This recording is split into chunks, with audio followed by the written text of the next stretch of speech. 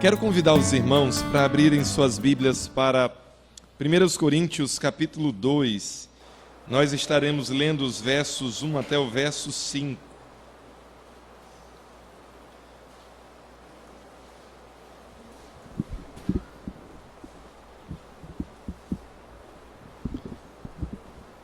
Primeiros Coríntios, capítulo 2, dos versos 1 até o 5.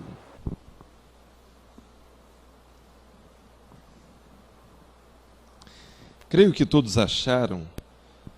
Queridos, eu queria pedir que os irmãos, mais uma vez, ficassem de pé. Nós vamos ler essa passagem, 1 Coríntios 2, dos versos 1 até o verso 5. Assim nos diz: Eu mesmo, irmãos, quando estive entre vocês, não fui com discurso eloquente, nem com muita sabedoria para lhes proclamar o mistério de Deus, pois decidi nada saber entre vocês, a não ser Jesus Cristo e este crucificado. E foi com fraqueza, temor e com muito tremor que estive entre vocês.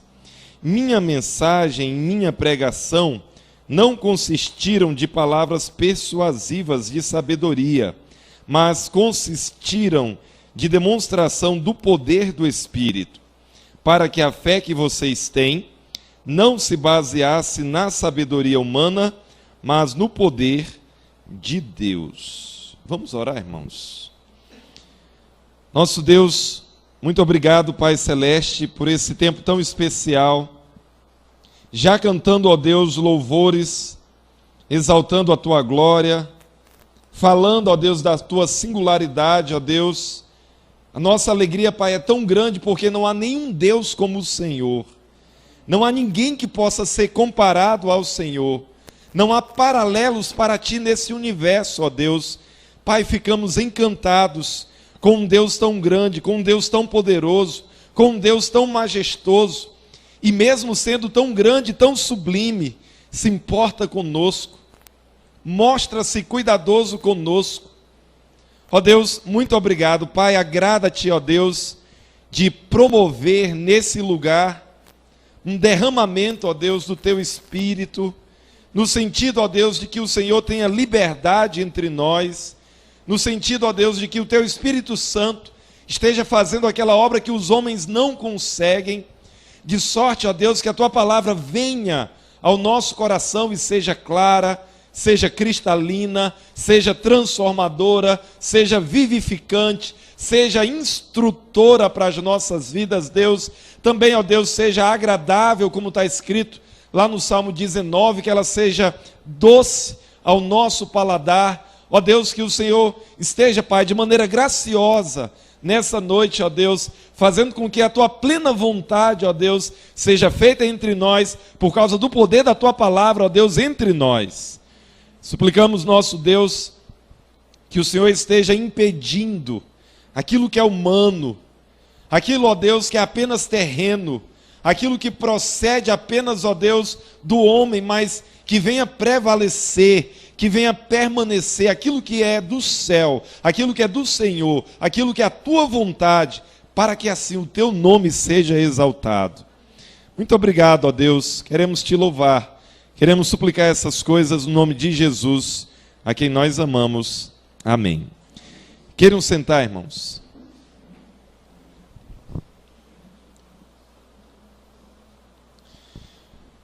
A carta texto que nós acabamos de ler, encontra-se em Coríntios, primeira carta de Paulo aos Coríntios, que, dentre as cartas que Paulo escreveu para os Coríntios, deve ser a segunda. Ele diz, no capítulo 5, que já tinha escrito para eles. Paulo muito provavelmente escreveu 4 cartas aos Coríntios. Nós temos a preservação de 2, as que nós chamamos de primeira e segunda aos Coríntios. Essa carta Paulo deve ter escrito por volta do ano 57.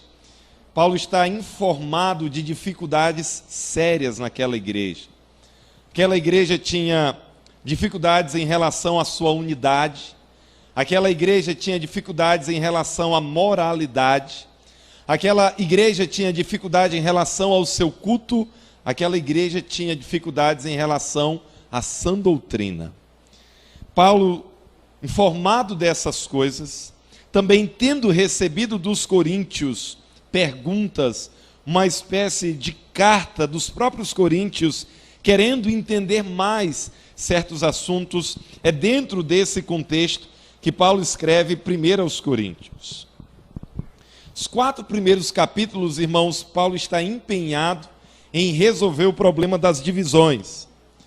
Várias divisões, vários partidos já feitos, partidos nomeados, partidos com líderes encabeçando esses partidos, alguns dizendo: eu sou de Paulo, eu sou de Apolo, eu sou de Pedro, eu sou de Cristo, os partidos bem definidos, os partidos nomeados, e uma igreja fragmentada. Paulo então escreve os 4 primeiros capítulos dando atenção a esse problema. E o nosso texto se encontra exatamente dentro dessa primeira porção. Paulo vai essencialmente dizer que a dificuldade deles se dava porque parece que eles não tinham entendido na sua inteireza a mensagem da cruz. A cruz de Cristo, na sua centralidade, parece que não era tão clara para eles. Eles estavam empolgados com pessoas, com personagens, é o que nós chamamos de cultos a personagens. Eles estavam em um contexto em que eles apreciavam demais os bons oradores, os grandes oradores, as ideias eloquentes, aquelas ideias que faziam uma multidão vibrar. Eles estavam empolgados com a capacidade dos oradores, e todas essas coisas, de algum modo, tinha fascinado os coríntios, de modo que eles se dividiram em partidos. E Paulo percebe com muita clareza que há uma dificuldade séria no que diz respeito à mensagem da cruz. Desde o capítulo 1, no verso 18, Paulo vem insistindo com eles, falando acerca da loucura da cruz, falando acerca da mensagem da cruz, falando acerca da sabedoria da cruz. Chegando agora, nesse capítulo 2, Paulo fala da própria experiência dele em anunciar a mensagem da cruz. Nesse contexto, irmãos, nós vamos estar considerando hoje à noite que nós devemos anunciar o evangelho focados no Cristo crucificado. Devemos anunciar o evangelho focados no Cristo crucificado. Como que eu e você podemos fazer isso? Em primeiro lugar, evitando discursos elaborados quando estes tiram o foco da cruz. Como que eu e você podemos anunciar a Cristo focados no Cristo crucificado? Em primeiro lugar, evitando discursos elaborados quando estes tiram o foco da cruz. O nosso texto é iniciado com a expressão eu mesmo. Paulo está no contexto falando desses discursos, dessas pessoas, dessa apreciação, desses mestres, desses personagens, desses partidos. Aí Paulo passa a falar do exemplo dele. Ele passa a falar daquilo que aconteceu com ele quando ele esteve entre os coríntios. Ele diz, eu mesmo. Então ele foca agora no exemplo dele. Eu mesmo, irmãos. Se referindo aos seus destinatários, aos coríntios, ele diz, eu mesmo quando estive entre vocês. Paulo relembra para eles o tempo, o momento, o contexto em que Paulo esteve entre eles, o ensejo em que Paulo esteve pregando a mensagem entre eles. Paulo está trazendo isso à mente deles.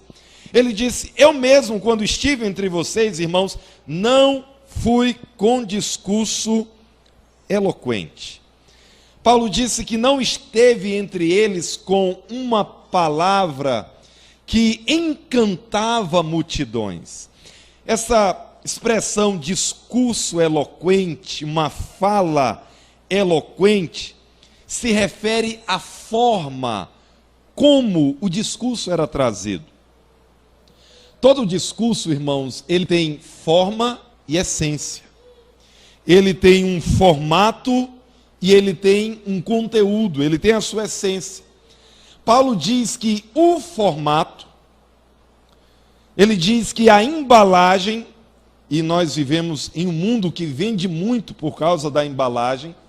Paulo disse: eu não fui com um discurso eloquente, eu não fui com um formato de impressionar, eu não cheguei falando de uma forma que deixaria multidões arrebatadas, pessoas encantadas com a minha maneira de me pronunciar, trazendo o evangelho. Ele disse: não, eu quando estive entre vocês, eu não fiz isso, não fui com discurso eloquente. É importante dizer, irmãos, que Paulo não necessariamente não podia fazer isso. Ele escolheu não fazer isso. Paulo foi para Corinto conhecendo a cultura do lugar, a fama do lugar, e ele escolheu não fazer, mas dizer que Paulo não era um bom orador, dizer que Paulo não era um orador competente, eu acho que é um exagero dizer isso baseado nessa passagem. Olha outra coisa que o texto diz: nem com muita sabedoria. A palavra aqui, sabedoria, é a palavra mais comum para a sabedoria no Novo Testamento. Paulo está se referindo àquelas informações que transmitem a ideia de alguém que conhece muito. Paulo está dizendo: eu nem fui com discurso eloquente e nem fui entre vocês com muita sabedoria. Eu não mostrei as credenciais de alguém que sabe. É o que Paulo está dizendo. Bem, se alguém quiser dizer: olha, Paulo, ele não era, talvez ele era um bom escritor, ele era um missionário de fôlego, ele era alguém que escapou de muitas perseguições, mas não era um bom orador. Muito dificilmente isso é verdadeiro. Se nós tivéssemos que concluir: não fui com discurso eloquente, Paulo não era um bom orador, então teríamos que concluir também que Paulo era alguém sem sabedoria, sem esse conhecimento mais amplo, sem o domínio, além das Escrituras, de conhecimento, de vários campos de conhecimento, e Paulo era. Ele conhecia muito bem os escritos dos rabinos, conhecia muito bem os escritos dos filósofos, conhecia muito bem as diversas tradições, os corredores do saber. Paulo transitava por eles com muita facilidade. Em outros momentos, em outras porções das Escrituras, nós conseguimos perceber que Paulo não tinha essa limitação, mas ele escolheu não fazer isso. Ele diz: para lhes proclamar o mistério de Deus. Paulo vai até eles, vai no contexto deles, ele escolhe o formato, ele escolhe o conteúdo do seu discurso para proclamar a eles o mistério de Deus. Em algumas versões diz para anunciar o testemunho de Deus. A ideia de anunciar e proclamar é muito semelhante. As palavras testemunho e mistério no original são muito parecidas e as ideias também são muito semelhantes no que diz respeito ao Evangelho. Quando ele diz o testemunho de Deus ou o mistério de Deus, como a nossa versão, a versão que eu estou lendo trouxe para nós, nos fala acerca do Evangelho, a mensagem do Evangelho. Queridos, Paulo foi até eles, sabendo do contexto daquela cidade e evitando. Paulo fez isso de maneira proposital. Irmãos, Paulo estava completamente compromissado com Cristo e com o Evangelho. Ele não queria seguidores de Paulo, ele não queria multidões que estavam vibrando com a capacidade dele, com o formato da apresentação da mensagem, mas Paulo queria que os coríntios soubessem uma coisa: existe um Deus que se fez homem e ele morreu no lugar de pecadores, creiam nele. Paulo tinha uma mensagem e ele queria simplificar, propositalmente ele queria simplificar ao máximo, para que eles não fossem distraídos com outras coisas. Irmãos, eu penso que nós temos boas lições para aprender. Muitas vezes nós chegamos para anunciar o Evangelho e de algum modo queremos que a nossa capacidade se sobressaia.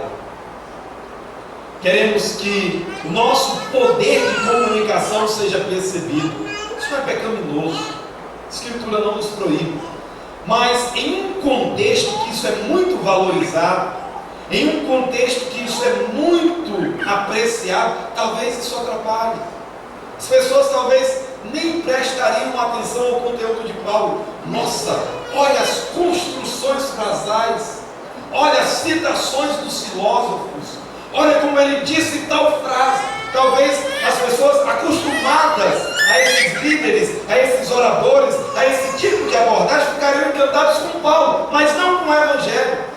E Paulo está dizendo, se tem esse risco, eu quero propositalmente evitar distrações daquilo que realmente importa: o Cristo crucificado, a mensagem do Evangelho.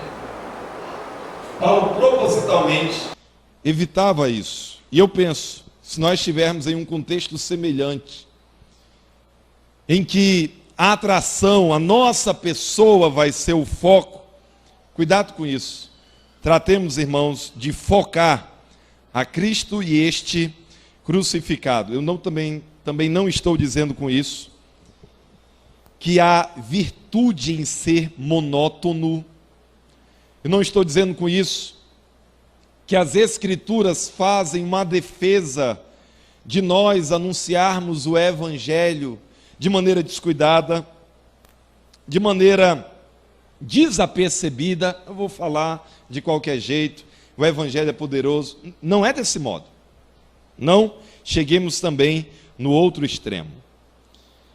Segunda maneira de anunciar o Evangelho focando o Cristo crucificado é apresentando esse Cristo crucificado na cruz.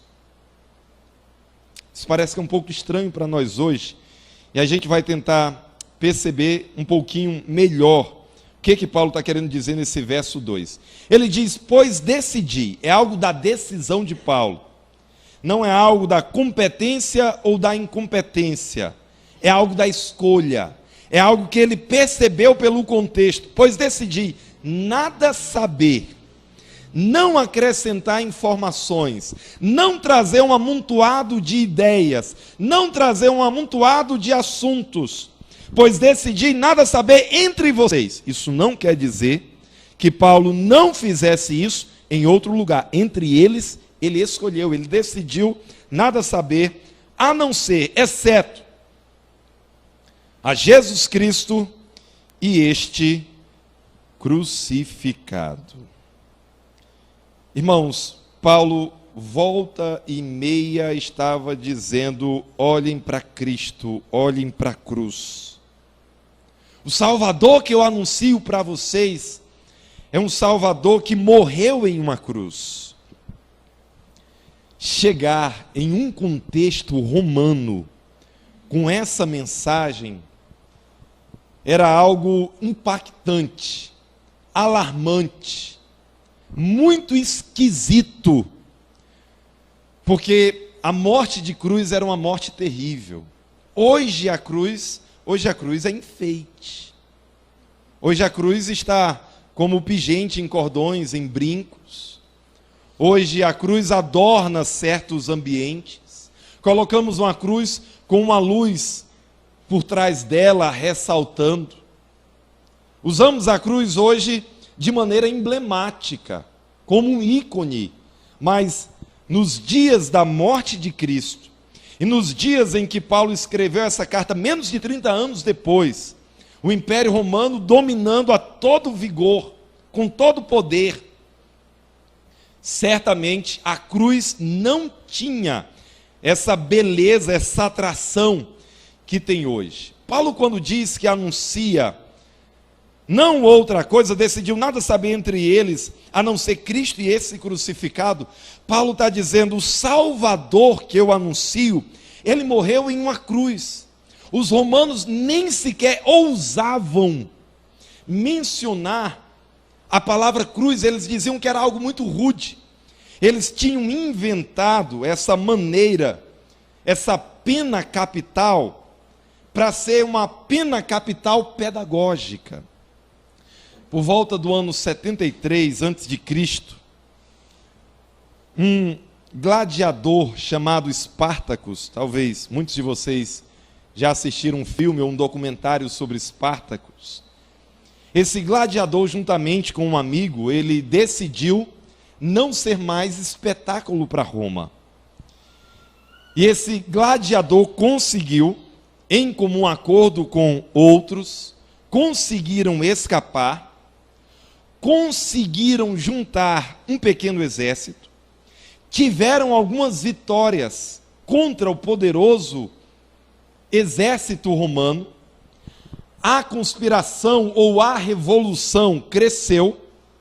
Espartacus depois, chegando por volta do ano 71, o ano 70 ele tinha, antes de Cristo, ele tinha um exército gigantesco, venceu o exército romano algumas vezes, mas finalmente o exército de Espartacus foi vencido.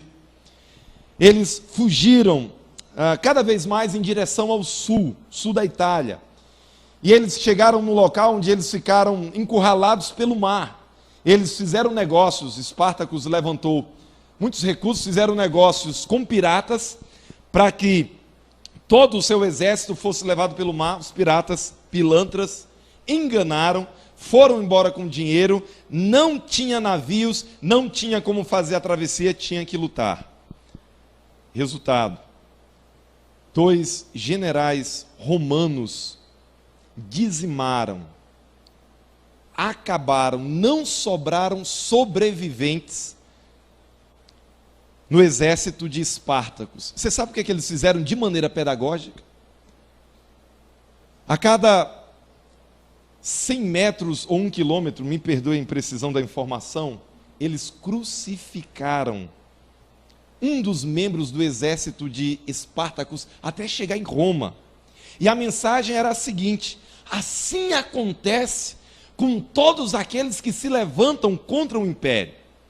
Era uma morte altamente cruel, era uma morte que evocava a zombaria daqueles que estavam próximos aos crucificados, e era uma morte reservada aos piores bandidos, assim considerados por Roma. Paulo diz, o Cristo, o Salvador que eu anuncio a vocês, ele morreu exatamente aí em uma cruz. Os romanos governando, dominando a Galileia, a Judéia, toda aquela região, a Palestina, eles mataram, mas isso fazia parte do plano eterno de Deus. Ele não morreu como um coitadinho nas mãos dos romanos, mas morreu em uma cruz. Ele foi crucificado. E Paulo certamente fazia os links com aquilo que estava registrado no Antigo Testamento. Um cordeiro sendo morto. E aqui, irmãos, eu quero frisar o foco de Paulo. Ele disse, decidi não saber entre vocês, nada saber entre vocês, a não ser Jesus Cristo e este crucificado. É interessante que Paulo não diz, e Jesus Cristo e este ressuscitado. Paulo não diz isso.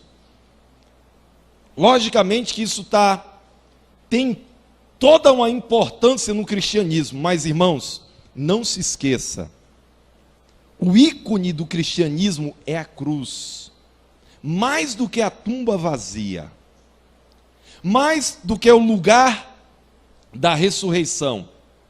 Cantamos insistentemente a cruz, foi na cruz, e aí vai. Cantamos insistentemente a cruz. Por quê? Porque o foco do cristianismo, o âmago do cristianismo, o centro do cristianismo é a cruz. É um inocente morrendo no lugar de transgressores. É um justo morrendo no lugar de injustos. é o sangue sendo derramado. Isso acontecia em Israel todos os dias, no sábado várias vezes, nas festas anuais, em diversos momentos, o centro da adoração tinha um sacerdote derramando sangue. Deus está dizendo, quando a minha lei é transgredida, tem que haver um pagamento. No Antigo Testamento, eles colocavam a mão sobre a vítima como um símbolo da transmissão do pecado, da culpa, daquilo que deveria ser aplicado ao transgressor sobre o animal. Sangue era derramado, dia após dia, continuamente sangue era derramado na adoração. Paulo diz, esse é o centro do culto. Isso é o que de fato significa ser cristão. Identificar-se com aquele que pagou no lugar de pecadores, pagou em uma cruz, pagou de maneira cruenta, pagou de forma injusta, mas aquele que por amor morreu no lugar de pecadores. E queridos, o cristianismo tem bem no seu centro uma cruz e uma imagem muito forte, muito vívida, de um homem ensanguentado padecendo nessa cruz. Eu não quero, nem por um instante, diminuir o lugar da ressurreição. Nós não estamos dizendo que isso não tenha a sua gigantesca importância, mas todo o Antigo Testamento aponta para o derramamento de sangue. E todo o Novo Testamento diz, foi na cruz, foi na cruz, foi na cruz, foi na cruz. Foi na cruz que se deu a redenção, foi na cruz que se deu a reconciliação, foi na cruz que se deu a propiciação, foi na cruz, foi na cruz, foi na cruz. O Novo Testamento vai dizer o tempo todo, foi na cruz que essas coisas aconteceram. Nós lamentamos muito, irmãos, no nosso país, a cruz e o Cristo crucificado estarem ligados com a idolatria. Que pena.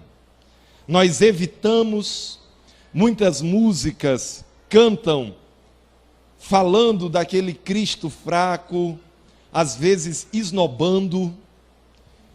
Na verdade, o centro do cristianismo, conforme Paulo nos está dizendo, acontece em apresentar um Cristo e este crucificado. Glória a Deus, ele ressuscitou, ele está vivo, ele não ficou na cruz e nem ficou na tumba, ele ressuscitou ao terceiro dia, mas o foco foi a cruz. Paulo está dizendo, irmãos, com a sua mensagem, que a nossa grande virtude, a grande virtude de um cristão, não está em bons oradores, não está em homens cheios de sabedoria. Paulo está dizendo que os pontos altos, aquilo que realmente importa no cristianismo, não são personagens, não são pessoas capazes, mas sim o Cristo crucificado, mas sim aquele que padeceu no lugar de pecadores, mas sim aquele que morreu no lugar de pecadores, levando, pagando o preço, comprando eles com alto preço. Isso é o foco, isso é o centro. E se alguma coisa, e se alguém tira esse foco, tira esse centro, certamente essa coisa e esse alguém são impróprios ao cristianismo. Queridos, nós precisamos anunciar o Evangelho focando Cristo e esse crucificado. Eu não sei até que ponto nos interessamos para descobrir o que aconteceu na cruz, mas deveríamos demais desejar, como os irmãos anunciaram a leitura de livros, ler livros sobre a cruz. Quantos livros escritos sobre a cruz? Aquilo que foi feito na cruz, os resultados da cruz. É extremamente importante. Paulo se alinhava com o Cristo crucificado. E entendamos, irmãos, que não apenas a obra da redenção ali foi realizada. Tudo o que nós fazemos como cristãos, em algum ponto, a cruz é o centro. Como podemos anunciar o Evangelho focando o Cristo crucificado? Em terceiro lugar, estando cientes das nossas fraquezas pessoais. Olha os versos 3 e 4. Paulo usa 3 expressões: e foi com fraqueza, temor e com muito tremor que esteve entre eles. Paulo gostava muito de superlativos, irmãos. Ele gostava de dizer algo com intensidade. Ele falava da grandeza, da riqueza, da misericórdia, da misericórdia de Deus. Ele falava da abundante graça de Deus. Normalmente ele usando termos ou um conjunto de termos para dizer algo. Paulo diz: estive em fraqueza. Alguém que estava nesse momento tendo um senso gigantesco de insuficiência, de impotência. Algumas pessoas querem dizer que Paulo saiu de Atenas fracassado. Se você acompanhar as viagens missionárias, lá em Atos 17, Paulo está em Atenas, ele está no Areópago, ele está entre a nata dos filósofos gregos, e ele está pregando o Evangelho, e pregando lá ele sai zombado. Pouquinhas pessoas se agregam a Paulo. Algumas pessoas, alguns comentaristas dizem que Paulo está decepcionado. E a cidade, logo depois de Atenas, é Corinto. Paulo chega meio cabisbaixo, Paulo chega meio enfraquecido, e isso justifica essas palavras: estive entre vocês com fraqueza, temor e muito tremor. Irmãos, pode ser que isso seja verdadeiro, eu particularmente duvido. Dentro do contexto, e conhecendo esse personagem Paulo, muito dificilmente isso é verdadeiro. Paulo tinha passado por lutas muito grandes. Paulo já tinha sido apedrejado na região da Galácia. Antes disso, já tinha sido rejeitado em Damasco, perseguido em Damasco, perseguido em Jerusalém. A sua primeira viagem missionária não fora fácil. Tinha passado inclusive por apedrejamento. Já tinha escrevido a sua carta aos Gálatas, já tinha passado por rejeição da sua mensagem. Ele escreve a sua carta aos Gálatas, chamando eles de volta ao Evangelho, porque eles estavam abraçando outro Evangelho, que Paulo diz, não é o Evangelho. Paulo já tinha enfrentado uma gama de eventos, de circunstâncias difíceis, e nós não encontramos Paulo cabisbaixo hora nenhuma. Nós não encontramos Paulo desanimado, Paulo entristecido, Paulo desconfiado de si mesmo. Não. Então é muito difícil nós pensarmos, entendermos que Paulo está aqui como alguém que está quase entregando os pontos. Pelo contrário. Paulo continua firme. Paulo conhece muito bem o contexto de Corinto. Paulo continua fazendo a sua missão. Paulo era um profundo conhecedor, irmãos, do ser humano. Do ser humano espetacular como ele é. Do ser humano altamente capaz como ele é.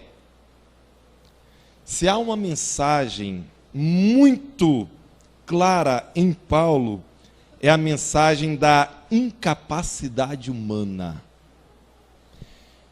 O não crente, uma pessoa que ainda não abraçou o Evangelho, Paulo diz, ele está morto nos seus delitos e pecados. Quando ele abraça o Evangelho, não é porque ele é bom, porque ele é incapaz.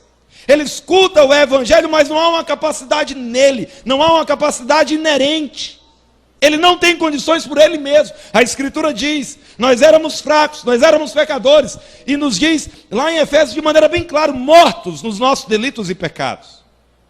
Em Cristo, nós somos presenteados com dons, capacidades. Não é algo inerente, não é algo do servo. A grandeza está no Senhor. Então, irmãos, é próprio. é normal, deve ser a nossa conduta estar em fraqueza, temor e grande tremor.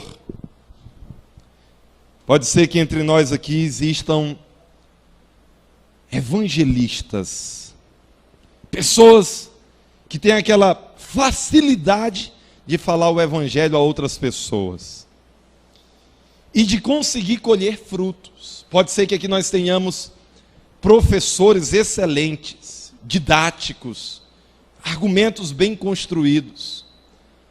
Pode ser que nós tenhamos aqui pessoas com muita facilidade com números, pessoas com capacidades artísticas. O que Paulo vai dizer é que aquilo que nós fazemos para Deus não necessariamente mostra o servo, não necessariamente aponta para o servo, porque o servo, na verdade, ele é fraco. O servo, na verdade, ele precisa desse senso de incapacidade. Caso contrário, irmãos, a obra não acontece. Se acontecer alguma coisa, a glória é para nós. Se chegamos achando, eu posso, eu sou inteligente, eu estudei, eu sei, eu tenho habilidade, eu me destaco, eu isso e eu aquilo, se houver algum resultado, é glória para nós. E o evangelho não é assim. O evangelho tem um propósito de focar em quem deve receber o foco: Cristo e esse crucificado.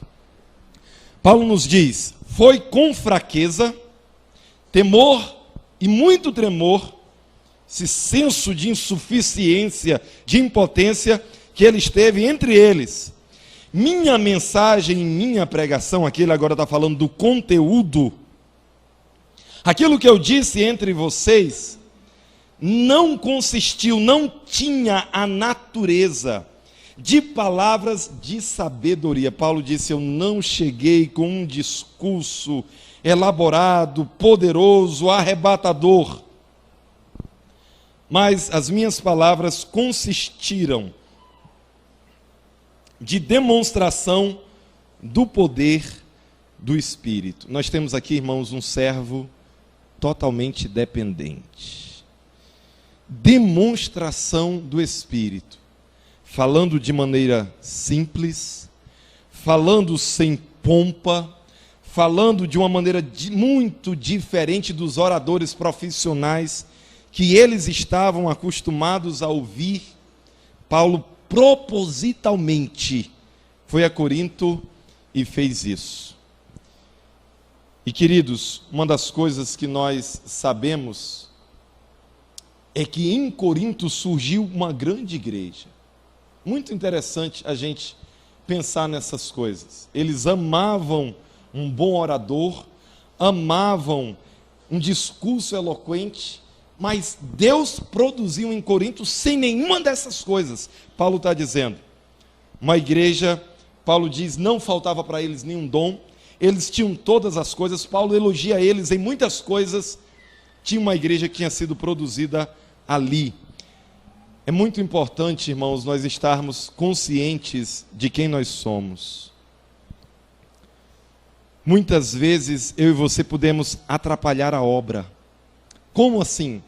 Cuidado com a sua gigantesca genialidade. Cuidado com a sua gigantesca capacidade. Cuidado com o seu QI elevadíssimo. Cuidado com aquele aspecto de você ser alguém que é nobríssimo onde você está, naquilo que você faz. Muito cuidado com isso. Qualquer um de nós, o apóstolo Paulo, reconhecia que as coisas não são feitas assim. Precisamos, irmãos, na verdade, reconhecer que nós não somos coisa alguma, que nós somos exatamente como Jesus disse: sem mim nada podeis fazer. E eu penso que quanto mais nós crescemos, mais nós reconhecemos a nossa fraqueza, a nossa insuficiência, a nossa incompetência. Nós vamos reconhecer, nós não somos nada. O meu Senhor, Ele é tudo. O Espírito Santo, Ele é poderoso. Eu nada sou. Eu penso que isso faz parte do nosso crescimento. Devemos anunciar o Evangelho focando Cristo crucificado. Como? A última maneira. Tendo o propósito de que as pessoas baseiem sua fé no poder de Deus. O verso 5 inicia dizendo o seguinte: para quê? Esse para quê é uma cláusula de propósito, com o fim, tendo esse alvo, tendo esse propósito. Então Paulo diz: para que a fé que vocês têm, para que a fé de vocês não se baseasse. A fé é aquilo que estava acontecendo entre eles, a vivificação que estava acontecendo entre eles, a transformação deles, a plantação daquela igreja não se baseasse em sabedoria humana. Os coríntios tinham isso para todo lado. Escolas de filosofia, em Atenas as principais, mas eles tinham isso para todo lado. Paulo diz: a fé de vocês, se fosse baseada em sabedoria humana, seria inapropriadamente baseada. Ela precisava se basear no poder de Deus. E o poder de Deus aponta para o Cristo e este crucificado. Estamos anunciando o Evangelho, irmãos? Eu desejo muito que nós estejamos. Eu ouvi algumas ênfases dos irmãos enquanto nós cultuávamos. E a esperança é que esteja acontecendo um empenho constante do anúncio do Evangelho.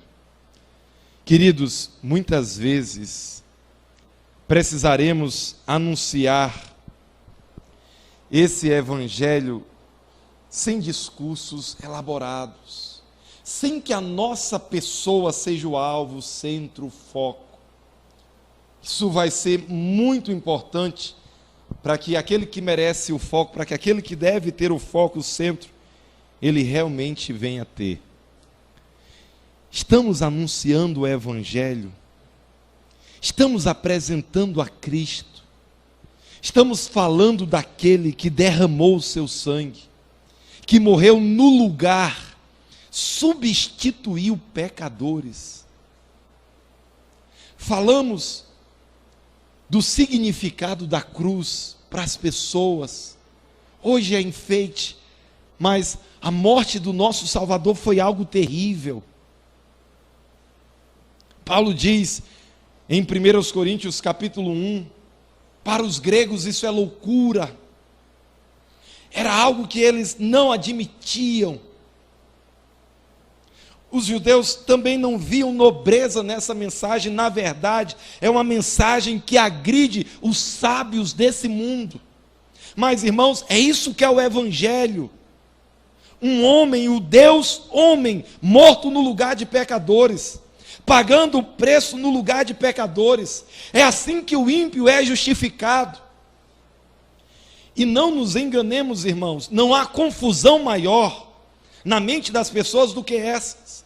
Se você entrevistar, eu tenho certeza, aqui em Barretos, se nós entrevistássemos 10 pessoas, talvez 9 diriam: como é que você acha que vai para o céu? Se eu fizer o que é bom, se eu ajudar as pessoas, se eu fizer aquilo que é correto. E normalmente eles estão se comparando com as outras pessoas. Não, não é assim. É através da fé, a justiça se manifesta através da fé, e através da fé em alguém, alguém que fez algo, alguém que padeceu no lugar de outros.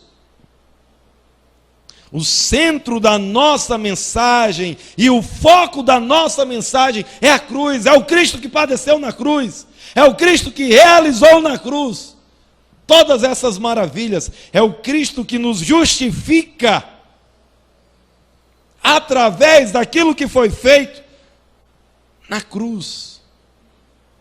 Estamos anunciando, irmãos, a cruz está na nossa mensagem, além de estar nos nossos cânticos, tem que estar na nossa mensagem.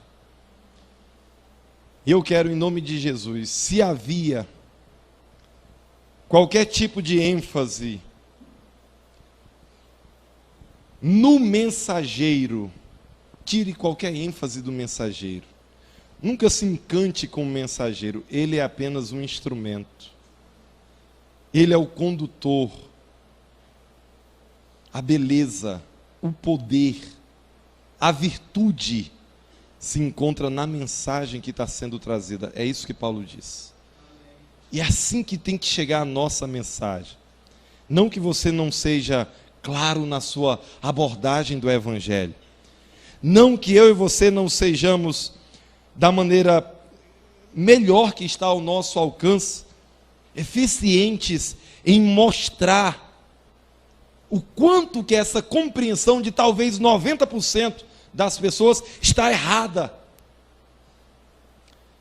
Irmãos, como é necessário que apresentemos essa mensagem na completa dependência do nosso Deus.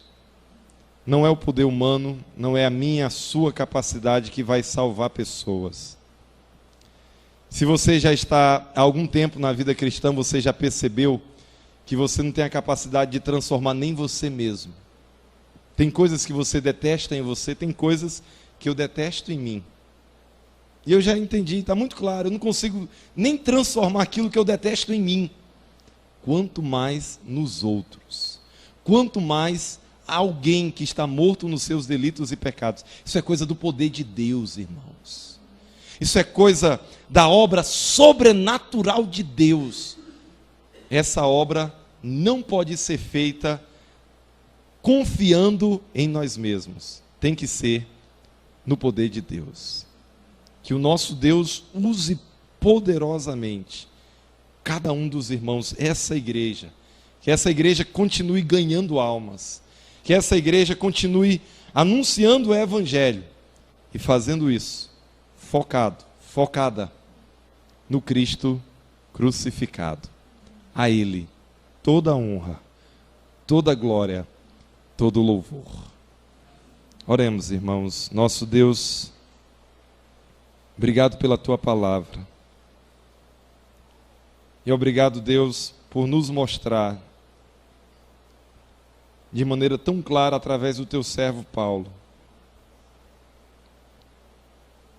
a beleza de Cristo, a beleza do Evangelho e aquilo que merece o centro dos holofotes. Não são os personagens, não são os mensageiros, nem mesmo a forma da mensagem, mas é o Cristo crucificado, morto, padecendo ali, fazendo ali o que nenhum outro homem poderia fazer. Te agradecemos, Pai, porque não temos como errar nesse ponto, ó Deus, no que nos diz a Tua palavra. Pai Celeste, os coríntios erraram de uma maneira tão grotesca. Ó Deus, queremos Te pedir, Pai, nos fortaleça, nos abençoe. Nunca deixe, ó Deus, com que a nossa mente, o nosso alvo, o nosso foco, o nosso centro, nunca deixe, Deus, que não seja Cristo. Ó Deus, que essa mensagem esteja em nossos lábios, todos os dias, com as pessoas com quem nos encontramos, com as pessoas com quem convivemos. Pai, o tempo é tão breve. Logo, logo estaremos com o Senhor. Nos dê a bênção, Pai, de anunciar essa mensagem e de anunciar focados no Cristo crucificado. Certamente, o Teu poder também vai se manifestar na vida daqueles que a Tua vontade manifestar. Ajude-nos, ó Deus, a energicamente pregar a todas as pessoas. Nós sabemos que certamente o Senhor vai fazer a obra que é da Tua vontade fazer. Queremos Te louvar, Deus, queremos suplicar essas coisas, no nome de Cristo, a quem nós muito amamos. Amém. Wonderful grace of Jesus, greater than all my sin. How can my tongue describe it? Where shall its praise begin?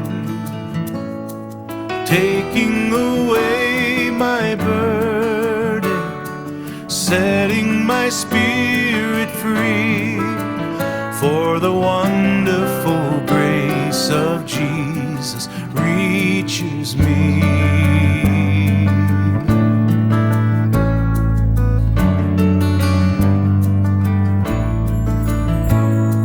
Wonderful grace of Jesus, reaching out to the lost.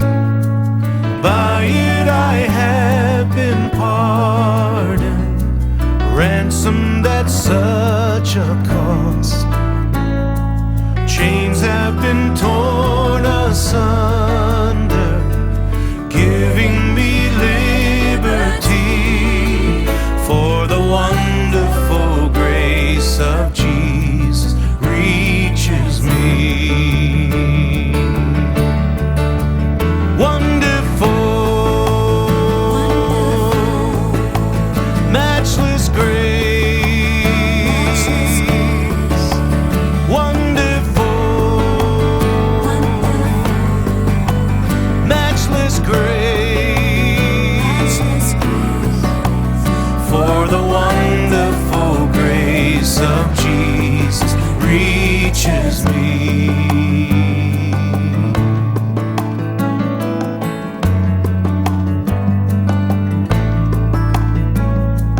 Wonderful grace of Jesus, who can resist his touch? Chosen before creation, God set his heart on us, called us to be his people, blameless and holy,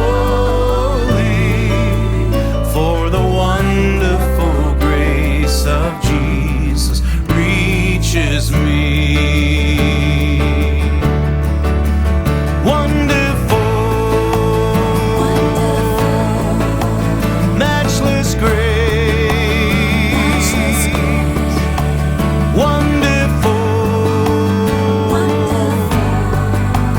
matchless grace.